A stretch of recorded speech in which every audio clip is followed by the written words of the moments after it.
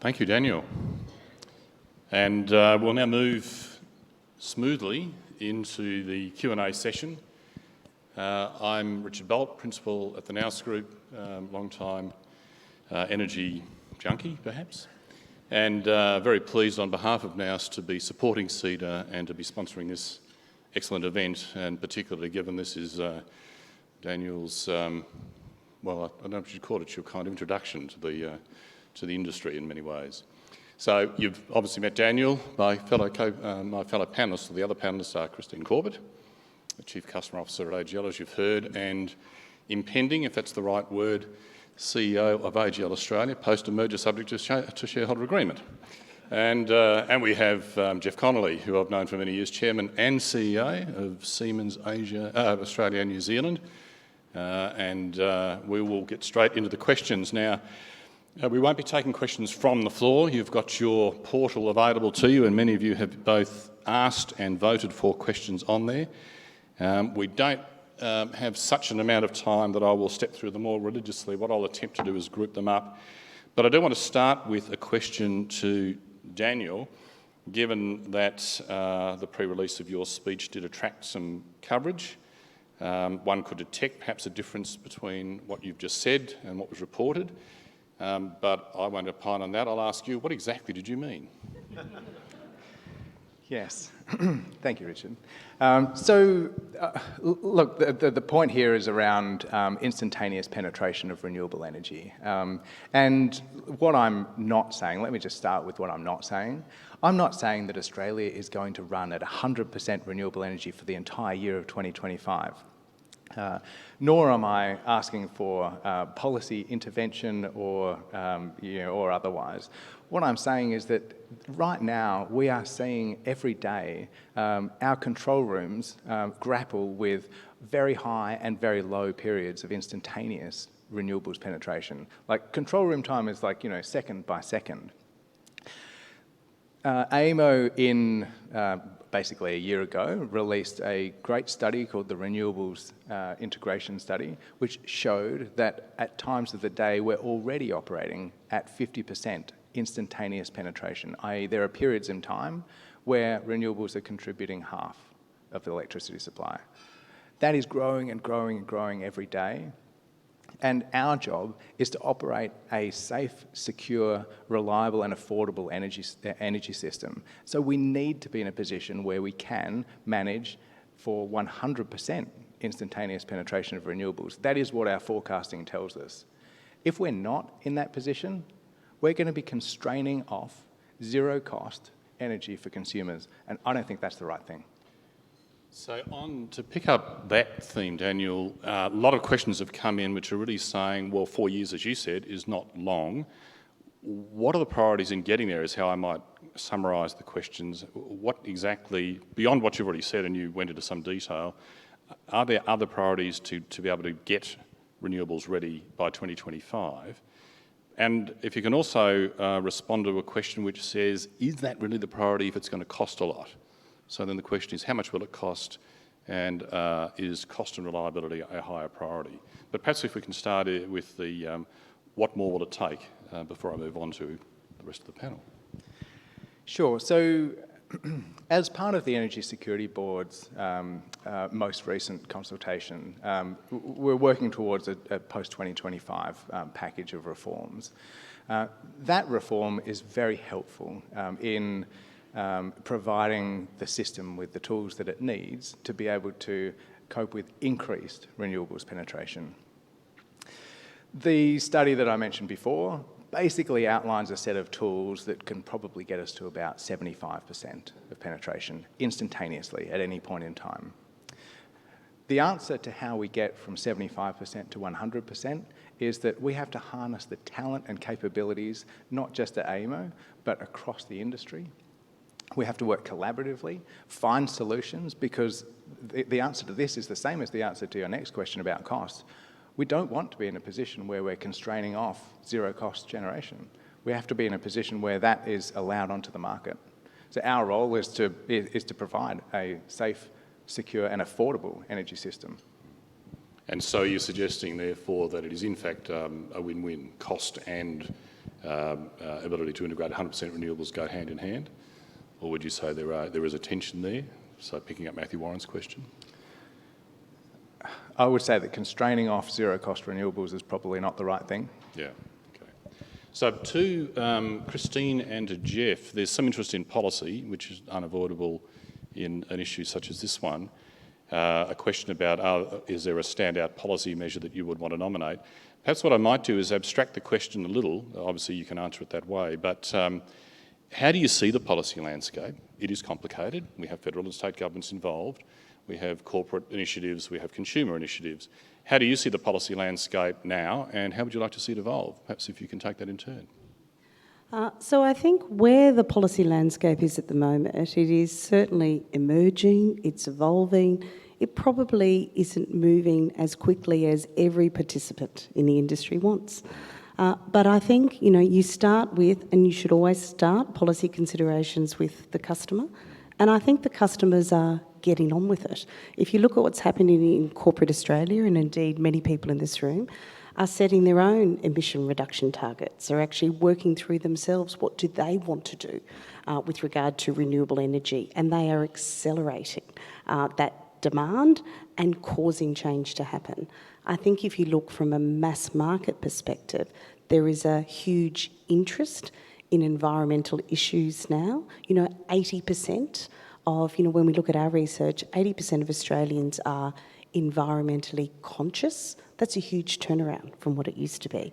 And, of our customer base, a third, we would say, are strongly green. So that is a very good place to start with policy. But then I think, the ideal environment, the nirvana of the environment is alignment. But in the absence of alignment, we are working with various levels of government to really bring about that change, to make sure that it is in the interest of the customer, it is meeting community expectations, and it's actually ensuring that technology development is keeping pace with that. In terms of alignment would be the number one thing that I think is needed and wanted. I think the second thing is support. And again, I would say it's support to put that choice in our customers' hands, and that's actually the revolution that's taking place with renewables. With the huge penetration of rooftop solar, it is giving customers choice. It is putting a demand driver in their hands. So continued support for things, whether it be, it has been support for solar. There needs to be more support for battery and storage uptake. You look at what's happened recently in New South Wales in terms of their EV support. Those sort of things will really stimulate demand, and I think that's really important. And the last thing I think is going to be flexibility. As Daniel said, the pathway forward, I love the term, it's going to be a kaleidoscope. That means it's going to go in, multiple directions. So flexibility in policy, you want that balance between flexibility and certainty. And that's an interesting area to navigate to, but I think that's what's needed in terms of policy settings. Thank you.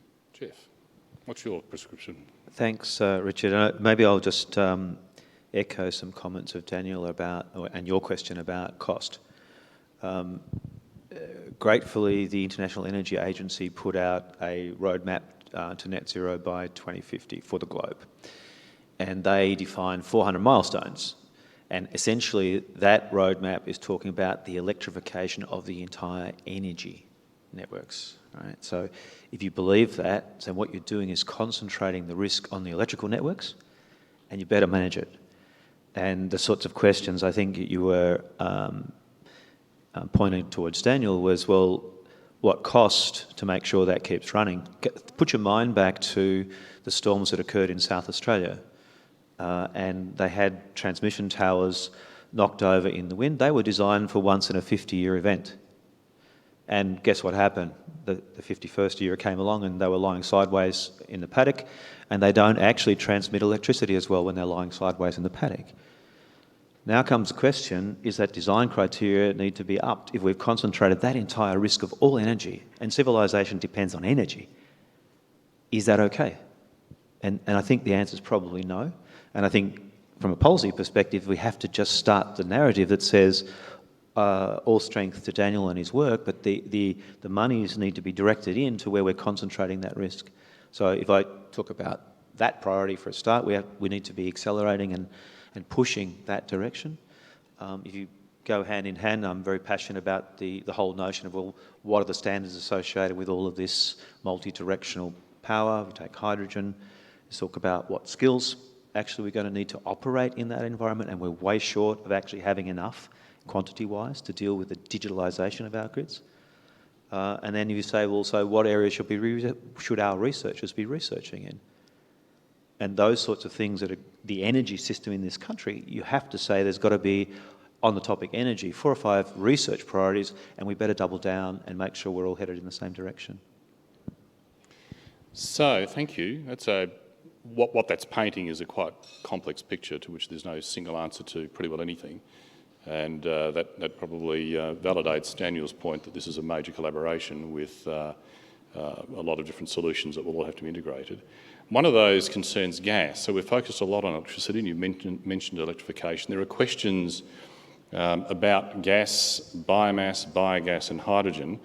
Sweeping all those together, Daniel's thinking about your planning role and the fact that you operate gas markets. Where's your thinking up to about the gas transition? What that might, from a technical planning system operation viewpoint, look like, or is it actually early days? Is that to be revealed later?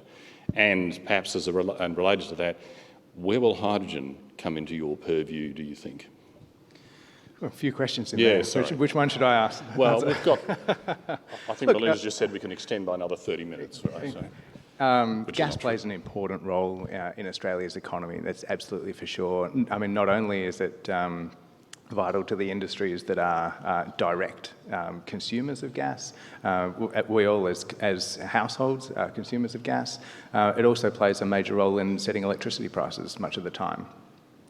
So, what's our role in gas? As you said, AEMO's role is as the system operator, the market operator, and the national planner. Our role in the gas side of Australia's energy system is smaller than it is in electricity, but by no means not as important. We look forward at Australia's gas supply and demand balance, and we recently said that we have enough supply there until at least 2026. And that's important. I think the evolution of Australia's, the way Australia thinks about, consumes gas is important and leads us into hydrogen at some point into the future. And as I've said before, I think hydrogen is potentially the next export hero for Australia. We have so much of the core ingredients to make hydrogen a great part of our economy. That we're sort of the envy of the world, really.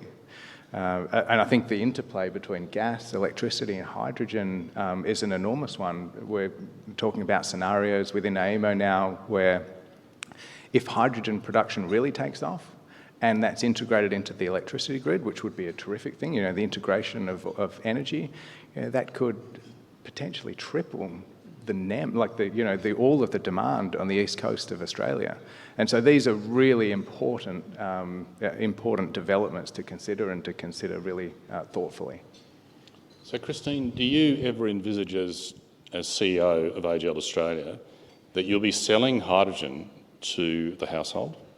Or do you think they'll essentially electrify and hydrogen will be used elsewhere in the system at a different scale? Goodness, that's a big question. I think hydrogen is a fuel of the future, but it is a long way off. And, I think in terms of we need to understand how we get there, when we'll get there, and if it's affordable for the everyday person, then yes, we absolutely would be selling. But that is not going to happen in the next 5 years. That's not going to probably happen in the next 10 years. And I think what we need to do from a customer perspective is actually meet today, tomorrow, and the next 5 and 10 years demand. And that demand is really what the whole tenet of today's discussion is about, is how do we actually support actively as an industry, as a community, with all participants, towards actually making sure that renewables are real, that they're stable, and that we can support their increased penetration, because that's where the demand's going to go. And then into the future, whatever the fuel sources are, and hydrogen is probably the most likely after what we sort of see today, we're set up with a very solid foundation for the future. But I must say, it's not something that's in my first 100-day plan. Fair enough. Maybe I should ask you, what is in your first 100-day plan? So you mentioned transmission, Daniel, particularly. You mentioned the Western Victorian project, but there are others you equally could have mentioned around the country. And there are some controversies surrounding those. I'm wondering, thinking about the way transmission is rolled out as a kind of key to a lot of the success that we're looking forward to, are there some changes that need to be made to the way that's done to bring this time, it's really the citizen as landowner, as resident, rather than as customer, into a more satisfied space? Yeah, I think this is a really, really important issue. And look, I think the core of it is starts with engagement early on and often to really understand and listen to the community's concerns. Look, I think Australia, the Western Victorian project I mentioned, is the first major greenfield development in 3 decades. Like, we're just not used to building transmission. And there's a complex web of issues that do need to be dealt with, from the community and social licence to build this type of infrastructure, which is, that is obvious, through to the way we think about, potentially the economic justification for this, for greater interconnection and more transmission to be built. Again, I talked about the portfolio effect of an integrated network. I think that's really important as we think about our energy system into the future, which means that new transmission does need to get built. And early engagement, early and often, communities and across the industry, I think is the way through it. Jeff, hydrogen. Can we come back to that and ask perhaps how soon you think that's coming? So Christine doesn't think it's part of her first 100 days. Where is it on your business plan, and where? Exactly what forms, use, production, and so forth? Thanks, Richard. And Richard knows that I can recall when he was in a previous role, we went up to his office and sat there, and I found a kindred spirit in somebody who actually saw the potential use of hydrogen for all sorts of purposes. We talked a little bit about pathways, and we talked about brown hydrogen and green hydrogen in different forms, but it's inevitable. I think it's the solution that the Europeans have standardised on. Clearly, it is more expensive to produce hydrogen than it is to drill a hole in the ground and let gas out. So who's paying away the difference in the meantime while you get the industry started? We commissioned recently a 1.25 megawatt electrolyser that's taking the roof off the old Mitsubishi plant in Adelaide, Tonsley, taking the solar energy off and actually blending hydrogen into gas pipelines. And here you have to think of a gas pipeline as actually a storage mechanism for energy. And what you're doing by putting hydrogen into the gas pipeline is diluting the emission effect when it's consumed. Hydrogen, for example, the Curry turbine that's been just let, it should have had, talking from a Siemens perspective, should have had the capacity by now to burn 90% hydrogen. So even that's a rotating piece of equipment, which is what we're talking about in terms of stabilising grid in times. But that there are different fuels that will go into those turbines, and hydrogen is a gas, and we talk about gases, not just methane or something else. So we need to broaden the discussion about uses of hydrogen and the sector coupling that's possible to lift the scale up, to bring the cost down, to get it running. And that's not dissimilar to what happened in the world with wind and solar. But we just have to imagine all of those different applications to get the volumes up. On that point, there's a question concerning local content. So we're talking a lot of investment, a lot of new technology, major innovations, big integrations. But how much of this will be imported? How much of this will be built here? You're in a good position to answer that because you're in that business. Are we technology takers but leading system integrators? What's our role? Thanks, Richard. I've actually got a part-time role for the federal government at the moment, chairing the University Research Commercialisation Task Force. And that work is talking about, in one specific part of the priorities of the nation, is about, of course, energy. And how do we get the brilliance of the Australian researchers at universities working on topics that might be intended to be commercialised? So not all research in the Australian universities is intended to be commercialised for other purposes, and that's fine. But how do we point activities in a way that basic research, discovery research, keeps going all through the TRL scales and gets up to find a commercial partner and gets commercialised? I know that there will be significant announcements coming, getting alignment across the cabinet at the moment to try to say, okay, well, let's actually define the priorities across the cabinet, whether that's defence, industry, education, to actually double down on our bets so that we don't try to be all things to all people, but in these specific industries that are critical for our future and could create economic prosperity for Australia, we actually must make sure our researchers are incentivised to get going. Thank you. So I think we're coming, look to Melinda, I think we're coming to the end of time, as it were. Perhaps the last word to Daniel. There is a question here about the way AEMO under you expect it to operate. It has a very complex job. You've outlined that. It's a very risky job. Are you looking for some different approaches in innovations, in the way things are resourced, in the way things are done by AEMO, or is it too early to tell? I get all the easy questions, do I? Look, I mean, AEMO's role is very clear. We're the system operator, the market operator, and the national planner. My priority for us is really threefold.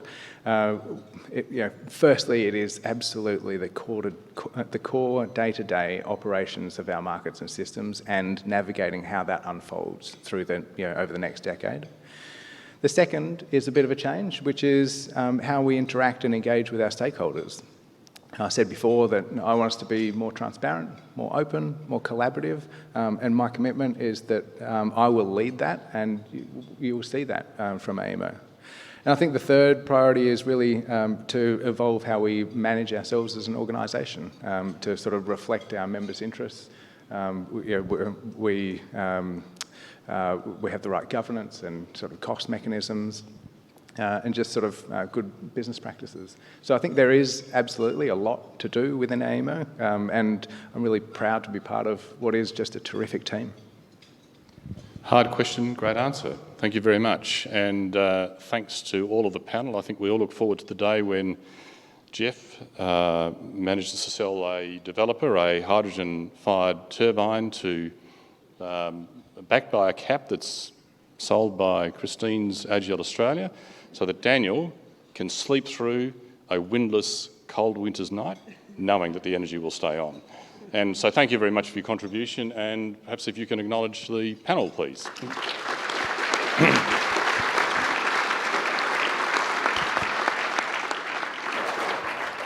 Back to you, Melinda. Well, thank you, Richard. A great round out there, I have to say. Jeff, Christine, Daniel, thank you so much for your participation today. You can see from the questions that were in the Pigeonhole app that we could have kept going for hours and hours and hours. I think there's clearly a really strong interest in this topic. You can look forward to us bringing more of these conversations. To be fair to Christine, Richard, I think we might wait until the clock starts on her first 100 days. And then maybe we'll get you to come back and you can tell us what your first 100-day plan is. Thanks again to our sponsors, Nous, Siemens and Oricon. I think, one of the key themes that's really emerged through our conversation today is that complexity is sort of the key word, isn't it? That we are going to be juggling lots of different issues. We've got a real need for, I think, the transparency that Daniel spoke to. I was really pleased to hear that, and the openness and the collaboration, because when you're talking about complex issues and complex challenges, I think that's critical to actually making sure we get the very best outcomes we are going to need a really sharp focus on the skills, and I think, Jeff, you raised that as an issue, and I think it's something that we're hearing so much of at CEDA, the skills shortages that are already starting to emerge, but as we really accelerate our digitisation and in critical areas and essential services like energy and electricity, that is actually going to have to be something that is very sharply in focus for us. There's some terrific work already underway here in Victoria with collaboration between the industry and our universities. It's helping to create job-ready skills to support the energy transition and to connect to existing energy industry and those involved in the transition. With that, we will leave you with a short video about a recently announced Siemens Rmit digital energy test lab designed to support the future of energy and the complexity that comes with this energy future, some of which we've been talking about today on the stage. Thank you again to all of our participants. Oh, it was a good plug for you, wasn't it, Jeff? Did you like that nice little segue? But it is. I've actually had a little sneak preview of the video, so I'm sure you'll enjoy that. But please look forward to more of these events. As I said, check out the CEDA website. You'll be able to catch the live stream replay for this event in due course, but also all of the other work that we're doing in the energy transition, net zero space, and more broadly, of course, including in areas like skills and immigration and the like. Thank you again for being here. I'm going to stop talking. We'll run the video, and a final thanks to our panel.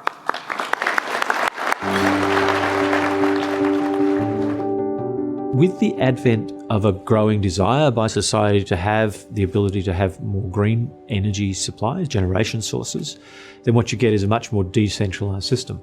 So what's happening at the moment as we continue to electrify the entire energy environment, A, the amount of electricity consumed will go up, but B, the complexity of that flow will go up dramatically. That just means that what we call the grid edge, that intersection between the generation sources and what's happening on the consumption side needs to be managed, and it needs to be managed in a much more interactive way. Tremendous amount of new jobs will be created by the new electrification of the energy system. That just means new skills to be trained, and these test labs are exactly the embodiment of that need that we can all see coming. The test lab here at RMIT under Alex Subik's leadership is the only one of its kind in Victoria. And it's, I think, thought leading in what needs to be done to get us ready for that future world. At RMIT University, we have, together with our strategic partner Siemens, recently established a digital energy test lab. It's a unique facility for Victoria, and it provides another important contribution to sovereign capability across the whole network nationally. The Industry 4.0 test labs allow industry student staff to learn by doing, to socialize Industry 4.0 technologies and processes, to understand better how these technologies and processes can lead to better products, to lead to better business models, to lead to creation of new jobs and new skills. We will be working with Siemens and our industry partners on developing digital twins of different energy grids, different energy systems for different applications, different supply, storage and consumption scenarios. Digital twins are at the heart of Industry 4.0. You can do research on what that future world looks like. You can educate the workforce on what that operating in that environment. Then you can actually start to anticipate what's going to happen and then adjust real time. What does it look like in 30 years' time to be net zero by 2050? These test labs have that vision, and that then will facilitate the whole societal change that we need to achieve in a very short period of time. This digital energy test lab at RMIT brings digitalization across the complex energy systems, smart grids. These are very important technological domains, but also very important industry sector domains where we as a nation need to have sovereign capability so that we can take control of our own destiny and support effectively industry transformation and capability and skills development for the future.